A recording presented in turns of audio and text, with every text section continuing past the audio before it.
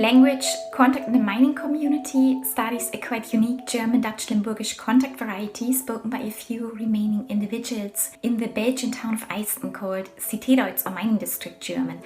And this variety actually emerged among the children of miners in the 1930s. What I did in my dissertation is that I studied the underlying language contact dynamics involved here. So in other words, I tried to analyze what kind of language these former miners speak and also why and with whom. While my dissertation focuses on variation in personal pronouns and progressive aspect, it is at the same time a study of its speakers, the community and the social dynamics involved there.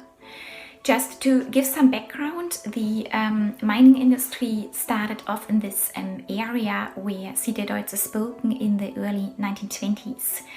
And this is the town of Eisten, Belgian Limburg. And due to a shortage in local labor force, the mining company began recruiting workers from other countries, European countries, so for instance from Italy, Poland or Hungary. And all these workers of many different linguistic culture backgrounds came to Eisten. To accommodate these miners and their families, the mining company built a separate district, the Cite, which was based on the English garden model of architecture. But because only miners and their families received accommodation here, the inhabitants would remain isolated from the outside world. And what happened then, you can imagine, among the children who were born and raised there, a way of speaking developed, which they labeled then Cite Duits. And when I came across the first recordings, there was very little known of the development of this mining variety. It was also uncertain whether there were any female speakers and whether or not it transmitted to subsequent generations, such as daughters or sons. What is quite remarkable here is that speakers, as you may have noticed, claim to speak a variety of German, although German is neither the official language of this area nor the home language of most speakers. So while all speakers are fluent in Belgian Dutch, they grew up with many different home languages, so such as Czech, Polish or Italian. And to analyze what kind of variety these miners speak, and why and with whom, I collected different types of data. So first I recorded the last remaining speakers in informal settings. Then I did semi-structured interviews with a large number of people. I did many group recordings with women, a self-recording, and I engaged in participant observation, and I also collected written material. And what I found when analyzing the data, and let me begin with the linguistic analysis, is that when we take a look at personal pronouns, so how do these speakers use personal pronouns when speaking Cite Duits, we find that in this contact variety, Cite Duits actually shares a large part of its pronouns with colloquial standard German and to some degree with the local Limburgish dialect. And by means of a frequency analysis, I showed that speakers use these forms quite systematically. So there is some variation in the data, but this type of variation often resembles spoken varieties of German and Dutch. Moreover, I identified 3 intermediate forms that differ from German, from Belgian Dutch and from the Limburgish dialect. Unlike in German, for instance, we also see that object pronouns do not display case distinctions. Second, my analysis of progressive constructions shows or suggests that speakers mainly use one particular construction, whereas spoken varieties of Dutch and German have numerous means to express ongoingness. So we can, for instance, say in Dutch, hij zit te bellen, hij is aan het bellen, hij loopt te bellen, hij is bezig met bellen, and so forth.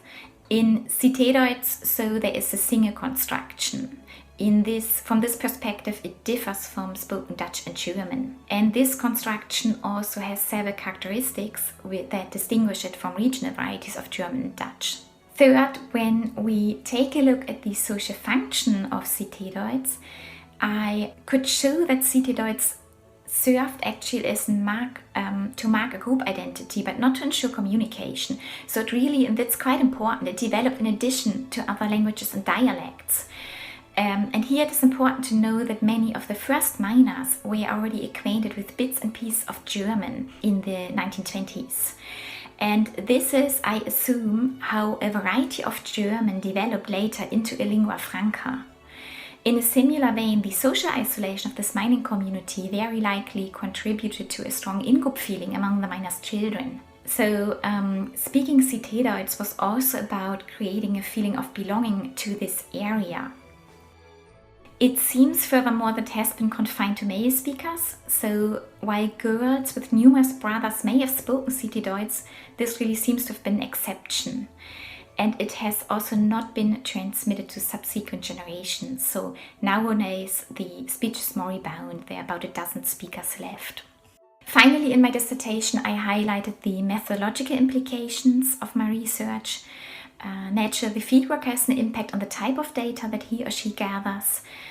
So the language background of the fieldworker may influence the language use of the participants, but also the way the data is transcribed is here quite important. Then being acquainted with the community is important. So one needs to have an understanding of the social and cultural practices.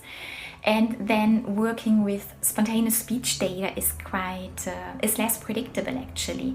But I still suggest that linguistic research should pay closer attention to informal speech data, because it is really this kind of data that reveals how grammar is used in social interaction.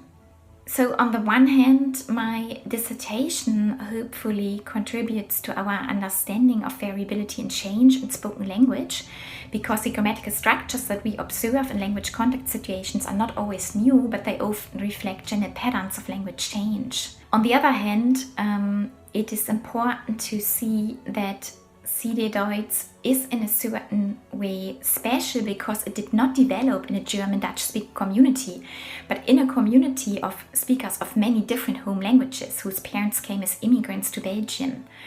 And as such, I also hope that my dissertation contributes to the debate of how newcomers integrate into society. It finally shows that growing up with several languages or dialects does not impede learning the country's national language or languages.